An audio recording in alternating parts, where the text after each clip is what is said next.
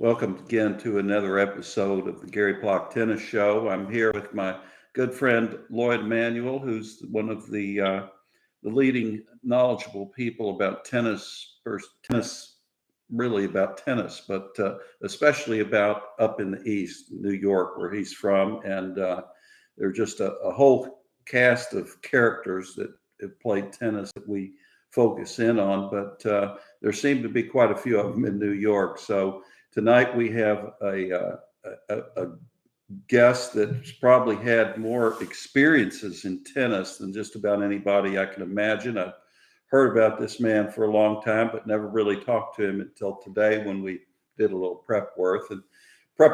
And so we're going to introduce Steve Ross, and Lloyd's going to tell you a little bit about him and then lead him into giving you some of his stories that are just fantastic. Yeah, thanks, Gary. So Steve Ross he's not only an Eastern Hall of Famer, he's really a legendary player, and his experiences in tennis are legendary. I don't need to list all his great wins, but he beat everybody up and down the section and in the men's rankings. But of course, Peter Fleming was probably one of the most famous. Yeah, I've heard of Peter Fleming. Yeah. But in any case, I want to describe quickly. Steve is about 5'7". Was a little pudgy when I first met him.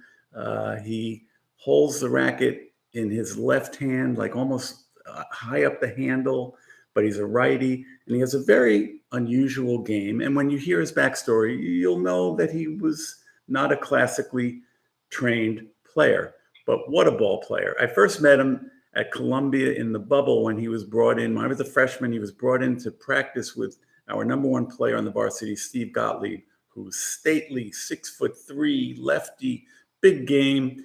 And there's Steve Ross, who I had never met, and they're down at the other end of the bubble, and they come in after the practice, and I go to Steve Gottlieb in my naivete. Why did they bring in this turkey for you to practice with him? And what score did you beat him? And he goes, beat him? He crushed me. So that was the beginning of my education and I was a very naive player you can't judge a book by its cover. And when you meet and see Steve Ross, you'll know exactly what I mean. Anyway, he's a very gifted player. I played him myself twice, 2 matches, and I won a total of 6 games in 2 matches. The first match, he drop shot lobbed me. And the second match, I was ready for the drop shot lob, and he served and volleyed me. Both matches on slow clay. So he's a gifted player. So anyway, welcome, Steve. And I guess I'd love you to just quickly tell us your background in Miami before you got to New York. Sure, Lloyd. Good to talk to you and Gary here tonight. I grew up in Miami Beach and never played tennis till I was about 15 years old. I played a lot of ping pong, and after playing ping pong, I used to pass by the tennis courts in Miami Beach, and they were basically empty. And I said, me and my friend, let's see if we can get a court and hit some tennis balls. We didn't know what we're doing. So we asked the guy how much it cost, and the guy said 25 cents an hour. We didn't have 25 cents, so we went to the beach and picked up some soda bottles, and we went to a food fair down there, and we got 25 cents each. And we went on the tennis courts, which were empty at that time. Nobody was playing tennis too much at that time. And we just kind of hit the ball back and forth. We didn't know what we're doing. I would push it, and he would push it. We'd stay out there for hours, just hitting the ball back and forth. And the reason I hit the ball the way I did, I think when I started to play tennis, I played a lot of ping pong. And playing ping pong the way I played ping pong, I would push the ball and slap the ball, and that's why when people ask me, how come you don't stroke it? How'd you learn that? I basically played ping pong before tennis. So that took me to the tennis courts and started me to playing.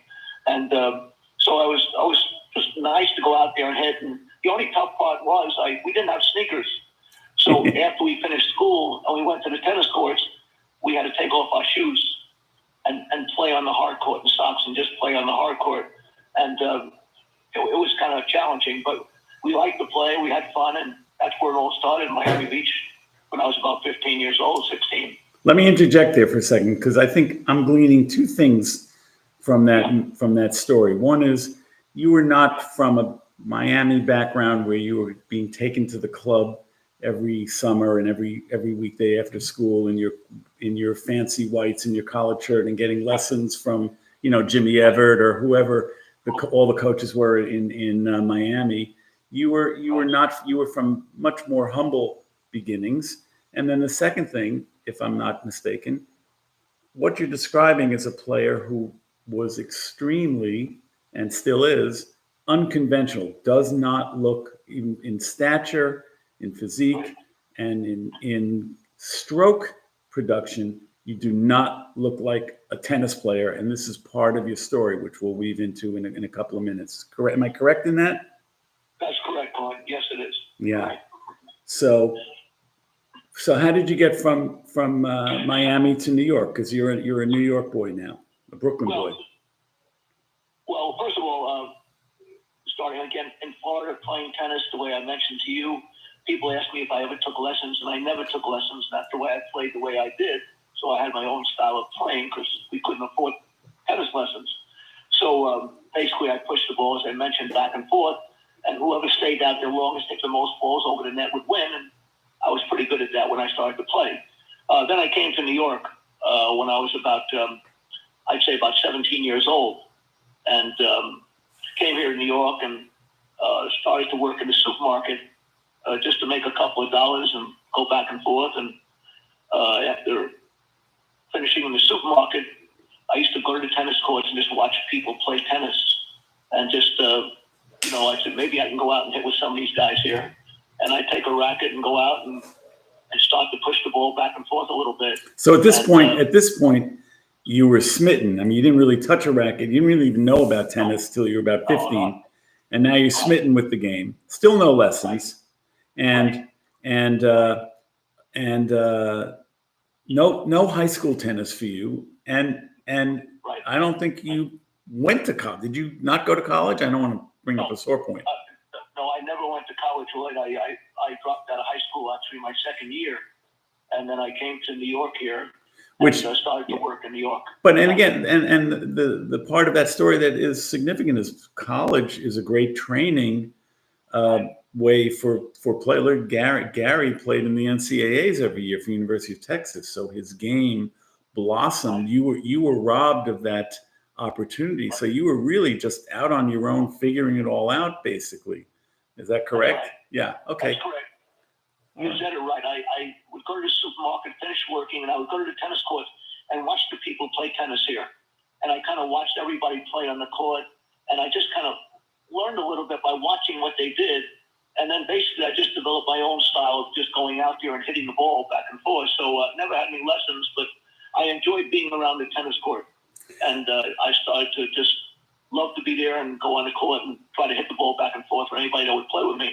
So and then as Gary alluded to, you became a great tournament player at somewhere in that after that in the men's, or I don't know when it was, late teens or your 20s, you became a competitive Eastern tennis player, and for a period of time you racked up incredible wins. I mean, that's why you're in the Eastern Hall of Fame, not because you have a story to tell, but because you were a great player. So at some point you started winning tournaments and getting top men's rankings in the East, I would imagine, at that point. That's correct. I didn't play as a junior at all. I never played tournaments when I was 16, 17, 18. I just played men's tournaments here in New York, and I must have started at like 25, 26 years old. So I never really played as a junior. I didn't start to play until I was about 15 or 16, hold a racket. So everything happened, Lloyd, when I came here in New York, and I was in my 20s, and I said it'll be fun to go out there and see what I can do on the tennis court against some of these players here in the East. And that's how it started, basically. Yeah. And what's unique about your story is that you were unschooled. You had to figure it all out yourself. I mean, I can hardly think of anyone, including your pal Steve Siegel, that didn't have lessons and learn stroke technique from a professional. You did not have that, and it's a great part of your story. So anyway, moving on, because now here's where it gets interesting. So if I'm not mistaken, you somehow came to the attention of a club owner and pro named Lenny Hartman, who operated a club in Brooklyn. Is that correct? That's correct. Yes, that's right. Okay. That's right, Lloyd. So Lenny Hartman had a friend that some of us have heard of named Bobby Riggs. And why don't you take over the story, because this is where it gets really very interesting. Why don't you just take it over from there? Well, Lenny Hartman was the first one that I really met. He put up a bubble in Brooklyn over some tennis courts at the Highway Tennis Courts here in Brooklyn. And I started to work for him in grooming the tennis courts, just grooming the courts, and he would let me play for nothing. So we worked out a deal that if I work on the courts and groom the courts, I can use the courts to play anytime I wanted to. And that's how I just started to get on the court and play more. But then as he saw me play and he thought I had some talent, he mentioned to me that he had a very good friend that used to beat him a lot in gambling in tennis, is Bobby Riggs. He said, I want you to play this man. I'm going to introduce you. And I think you'd have a chance to beat him, but he'll never know how good you are because the way you hit the ball, everybody's going to think they can beat you anyway. So I'm going to bring him in here. And if he wants to play you for money, play him, whatever it is, and I'll take care of whatever it is. We'll work something out. I said, okay.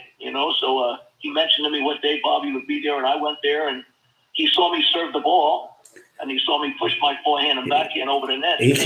Steve can't break an egg with any of his shots, by the way. Right. Does not make an impression. Does not make a good impression. Like this is going to be a tough match for me. Right. So so Bobby came over, introduced himself, and said, "Hey, look, you got some money?" I said, "I got a couple of dollars." He said, "Look, I'll give you 3 games, and let's play for $100 or something like that." So I said, "Okay." And I went out there, and was it your money, or was it Lenny telling you that? No. See, everybody, it was Lenny's money that was backing me. I didn't have any money to speak of, right? So Riggs thought I had the money, but I was being backed by Lenny Hartman, who's the one that set up the match. Yeah. So, and I went out there. The thing that I did is I beat him very close, like a very close score. So right away, he said, "I'll give you only 2 games this time. I'm not giving you 3 no more. You won, so I'll give you 2 games." I said, "Okay, I'll take 2 games." And again, I beat him again, but again, I kind of made it close. You're already learning how to hustle, I guess. You're out hustling. Well, yeah. Whatever. Don't forget there was a little difference in age. Yeah. Number one, and he couldn't really hurt me, and I was younger, and I felt a little stronger, and he just didn't know that I can do certain things on the court by looking at me, and that's where it really came in. That he just didn't think I can play by watching me hit the ball. So to speak of. So at the end, we played the first day, and we played at the end. We played even, meaning he spotted me 3 games, he spotted me 2, he spotted me 1.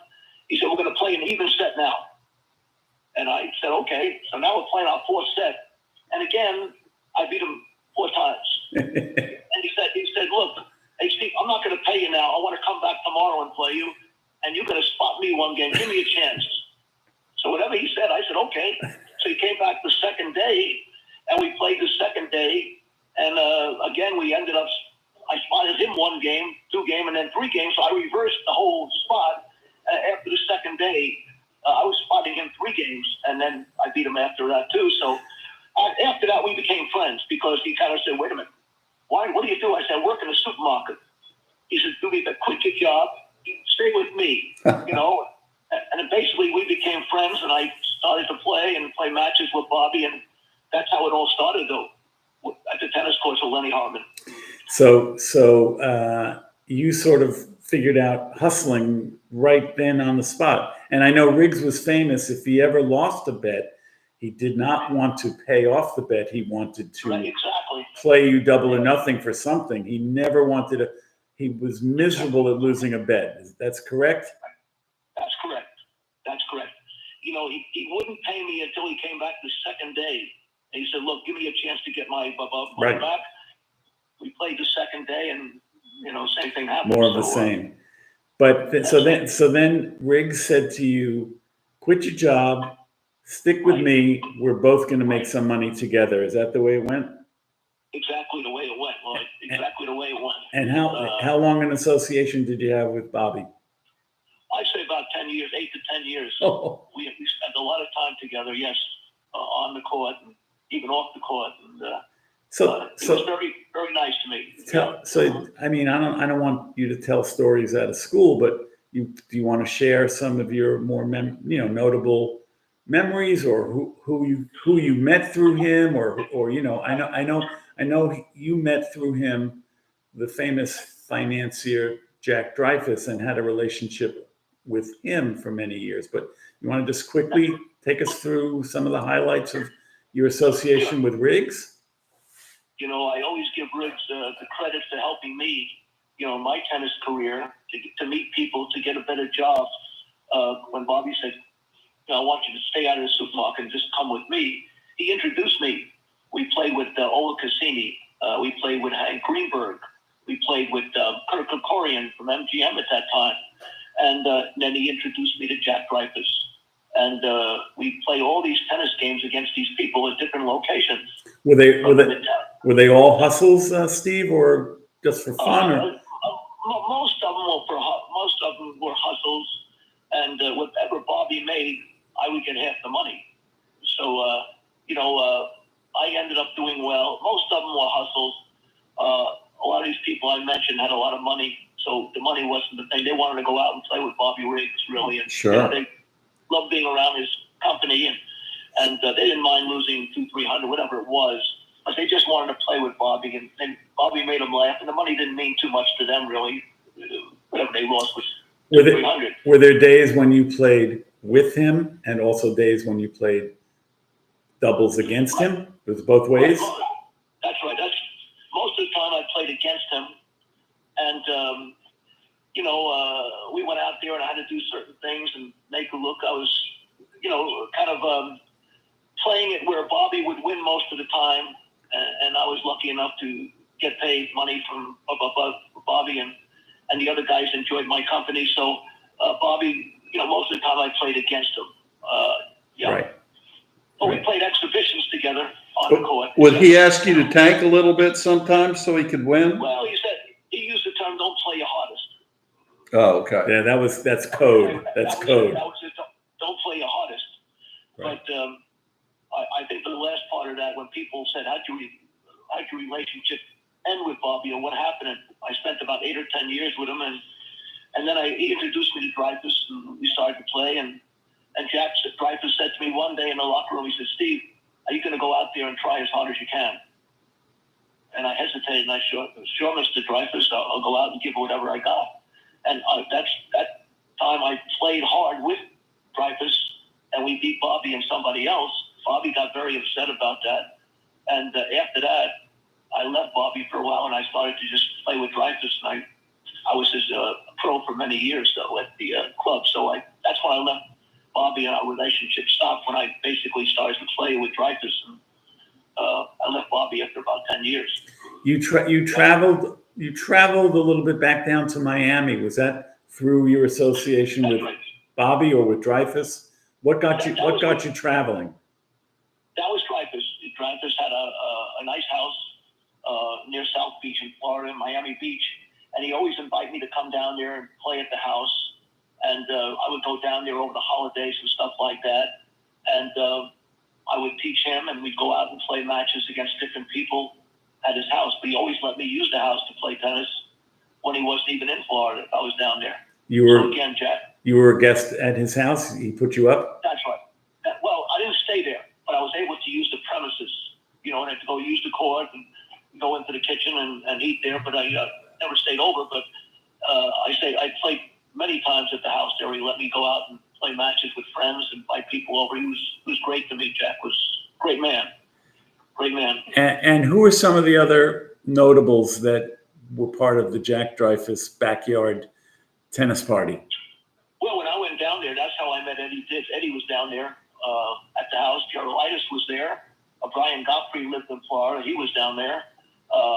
We had a fellow that, trying to think of people that were in the, Mike Belkin was down there at that time playing. So we had a bunch of guys that came to the house, and if you ever wanted to see good tennis, we'd go to Jack's house and watch Gerolaitis practice with Dibbs, or I was down there with Garrido, and there was always something going on at the house. But Jack was a great man that helped everybody out there. If you're good to Jack, he was good to you. and all these people used his house in Florida to play tennis. We swept the court, we groomed it, we took care of it, and I look forward to going down to Florida and playing with Jack and using the house when I was down there. So he was great to me. And were your days of hustling now over because of your sort of breakup with Riggs, so you didn't have to hustle anymore? You just played your hardest. Right. That basically was it. Also when I played with Bobby for a while, he didn't want me to play too many tournaments, so people would know that I can play a little bit. So I was very, just play with Bobby, and then I started to play more tournaments after we kind of stopped the relationship and stuff. But as I say again, the two people for me, Lloyd, that really helped me a lot was Bobby Riggs and Jack Dreyfus. They were very good to me, and I certainly, years later, always talk about them because they played an important role in my life. I want to point out once again, Gary, because you never had the privilege of seeing Steve play. First of all, Steve, you remember this. I begged him. I became a more serious senior competitor, 35, 40s. I was playing a lot. I begged him to coach me because whatever he had, I wanted. And, you can't buy, I wanted to buy it, but I knew I didn't have what he had. It's something deep inside, plus enormous skill. I think the great skill is his tactical genius and his very quick hands and feet. Very, very, very quick, because he was not breaking an egg with any of his shots, but he'd wrong foot you. He could drop shot lob. He didn't miss at the net. He had something that I personally desperately wanted. And he was in Brooklyn. I was in Westchester County. I couldn't get together with him, but Steve, you remember when I was begging you to coach me? Sounds like he had a lot of stamina to go with it too. Yeah, you probably played a lot of 3 out of 5 matches in a lot of these Eastern finals. That's right. I'm sorry that we never got together or really able to work it out that we could have played and practiced together, like you said. I so desperately wanted what you have, but. Well, something, one thing I learned, I thought Bobby Riggs was great at this, Lloyd and Gary. He was a great tactician on the court. Bobby was a very, very smart player. And I learned a lot just in being, I felt a good tactician when I played, knowing what to do, when to do it. And I learned a lot from Bobby just being on the court. He just little things. And he was a very smart player when he used his drop shot and he used his lob. And, I just learned a lot from him. So being on the court with him, it did a great. It was great for me. It was just great. No doubt. No doubt. It really did a lot. I can't talk enough about it. Yes. Well, Steve, one of the things that you can't see right now when you go back and listen to this on YouTube, you will. But in between Lloyd and I is an American Lawn Tennis with one of my magazines with Bobby hitting a forehand. Or getting ready to hit a forehand volley. It looks like a forehand because he's got it back, but really had a continental grip there, it looks like. Right. That's right. He did. He probably didn't change grips. He didn't. But Bobby was a product of coaching, no doubt, correct? In California? Right. I think he had coaching.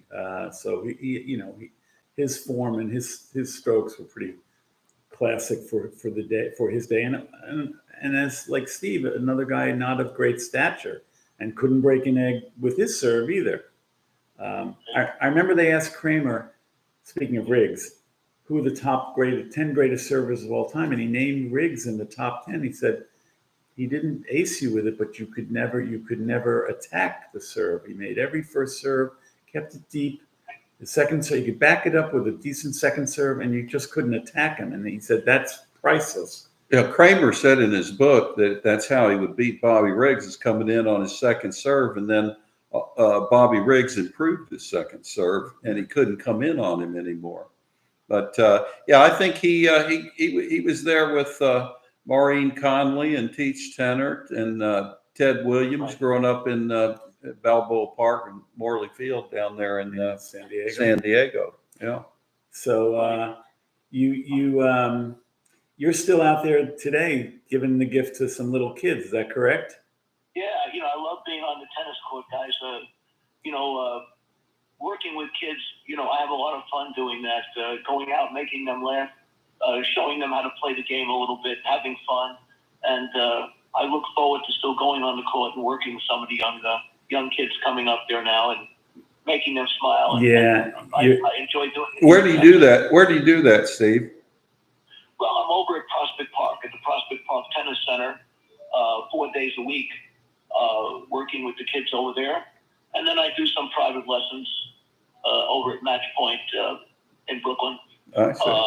So I try to keep going on the court 5 days a week, and thank God I'm still able to go out there and do that and having fun. And no doubt the kids adore you. I think you're very young at heart. I also look forward to it. I really do. So we have a good relationship. We do. Yeah. In closing, Sure. we're going to do another podcast later tonight with your dear friend Steve Siegel, another Hall of Famer. So I know you guys probably duked it out over the years. I'm sure these were long, grinding matches. Right. And I think you got a few and he got a few. Is that correct? That's correct. That's correct. We became, very good friends. We laugh and that's one of the relationships, Gary, Lloyd, that I've cherished because we've been friends now for many years since we met in tournaments. And we're the same way. We laugh, we joke, we have fun. And he's a good man. He was a great competitor on the tennis court. And,